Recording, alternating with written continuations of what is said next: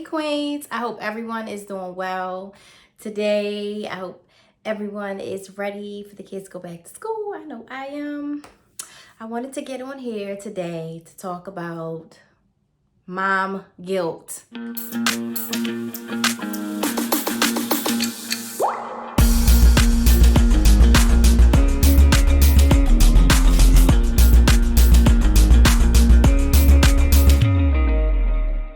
Hello everyone, I hope everyone had a great summer. Look what I'm doing.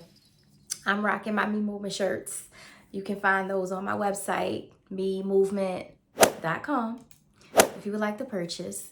But I wanted to get on here to talk about, having mom guilt.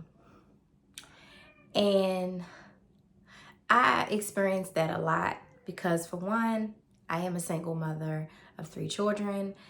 And number two, 95% of the time they are with me outside of school. And I have 3 different age groups that I have to pretty much cater to. I have my 15-year-old, the boy, I have my middle girl, she's 8, and I have the smallest one, the youngest one, who is 4. So I have to come up here with my son, and then I have to come down here with the middle one, and then I have to come very low with the little one. And that tends to be frustrating sometimes because the styles of discipline, they have to be different. I do not put my hands on my children. I know a lot of people believe in that. I've heard it. Sometimes they need their whip. I will agree to that. Sometimes you feel like you want to do that, but I don't deal with that type of discipline. I don't have the time, the energy, and these days there's too much going on out here. So my discipline is taking things away from them. And something that they really like is their iPads and their cell phone. So I take iPads away, I take toys away. But sometimes, because of the roles that I play, I am a mother, I am a nurturer, I play the father, I play the counselor, I play the therapist, I play the disciplinarian. I play so many different roles within my household. Sometimes it's like difficult to keep a balance. So I become frustrated. And especially when they're doing things to be disobedient over and over. If I have to find myself repeating myself, sometimes I'll get mad and I'll yell. I don't scream, but I yell at them because, and I've tested this out. I'll say something one time, clean your room up, guys. It don't get done.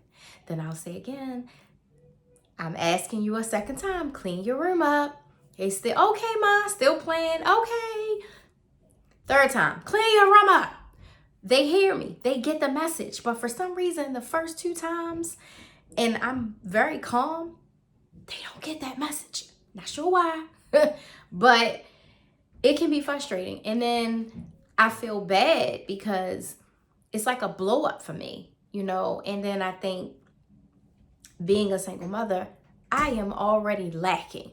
I don't have anyone to pass the baton to in here. I have to make sure everything is taken care of.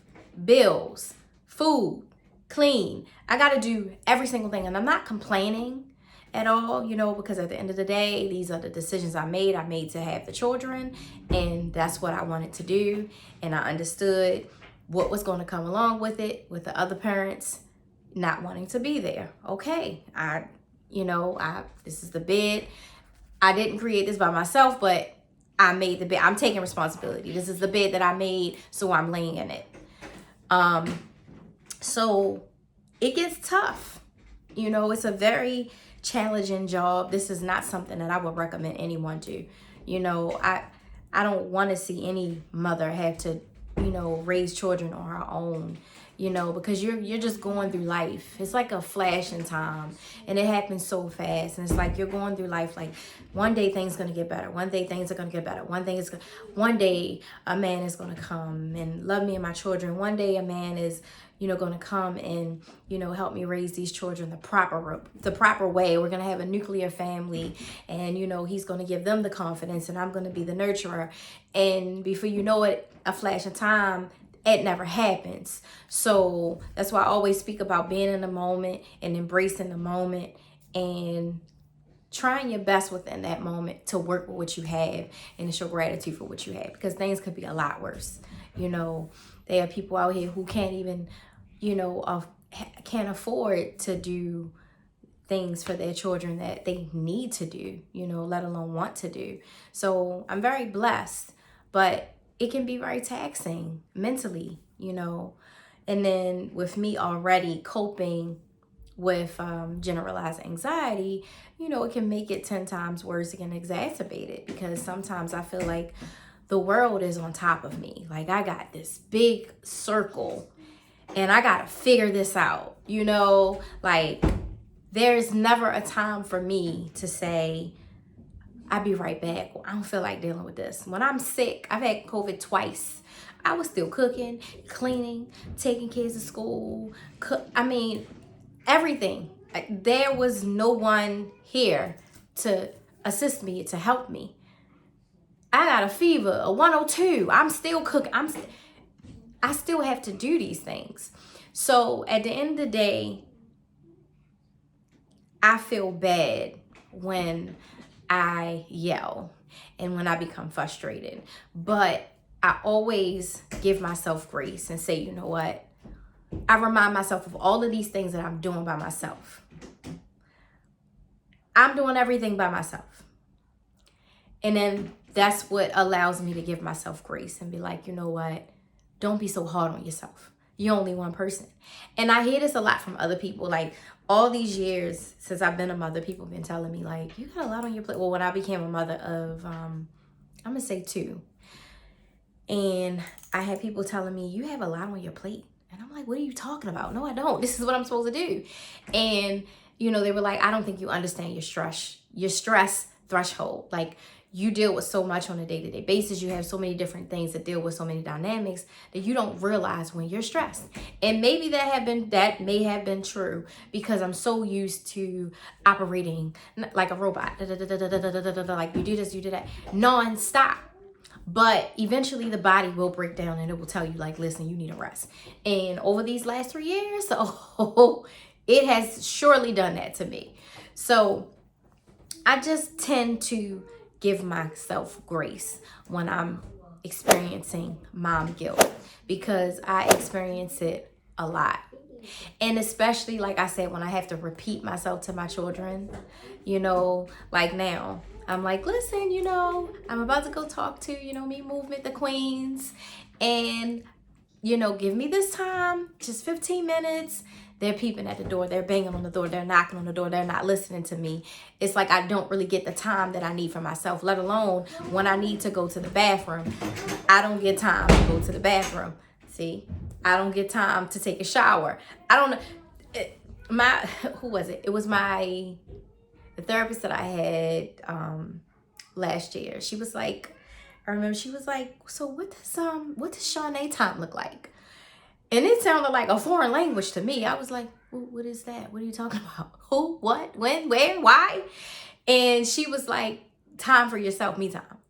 And she was like, you need that time.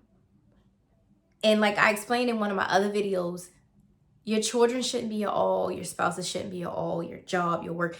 Nothing should be your all. You have to have a balance. And unfortunately, when you are a single mother, and I'm sure the single dads, I do not want to discount you all. I'm sure you go through it as well.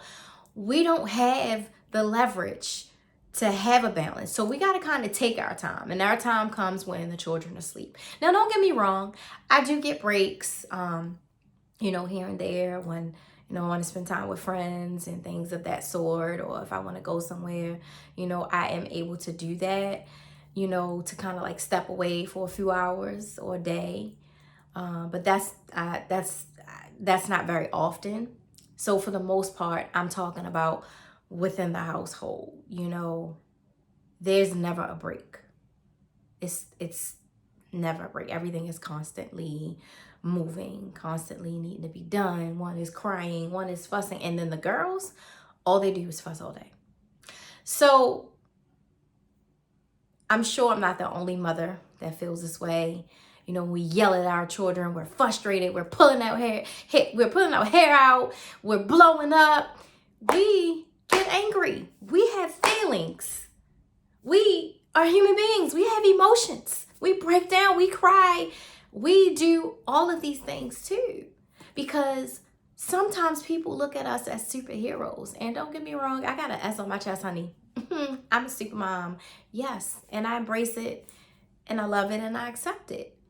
But sometimes the shit can get hard. It can get rough. So for any of you out there who are ever experiencing mom guilt and you're trying, the simple fact that you even have guilt means that you care. And you're actually trying with your children. You're trying to do the best you can to make sure they have things that they need, things that they want, extracurricular activities. You're only one person, one individual, one person. Stop being hard on yourself and don't beat yourself up. Because I take myself there often. But then I come down and I say, you know what, let me give myself some grace. And let me remind myself of what it is that I'm doing. I'm a single mother. Over these last 3 years, I've gone back to school because I'm trying to pursue a nursing degree. I have my movement that I'm doing, which I love. That's my piece. I work full time. And I'm trying to figure out where I'm getting ready to fit nursing school in because I'm ready for that now. I'm finished my prereqs. And then I have other business ventures that I want to explore. I am only one person, but I do not want to stop. I do not want to quit.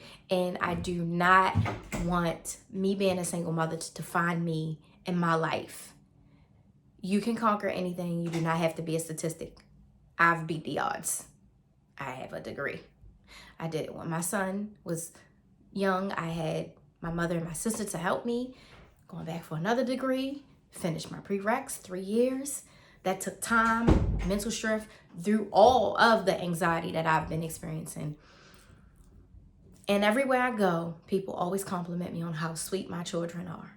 My son, he's a very sweet kid. He's a good kid. We have our little ups and downs because he's an adolescent. He's growing. My 2 little girls, they're very sweet, very caring, and everybody always say this is a reflection of you. And I'd be like, well, I don't feel like I'm that nice because I'm always yelling and I'm mean. And they'd be like, no, sweetheart, your heart and the person that you are, it reflects through your children. So queens, give yourself some grace. That's how I deal with mom guilt on a day-to-day basis. Okay? I hope you're doing your queens and things. And don't forget to like and subscribe to my channel. Thank you so much for watching. I hope that this helps some of you, if not all of you, some of you, all of you. Even the single dads out there, thank you so much for all that you do, single moms. And always remember, if I can do it, you can do it too.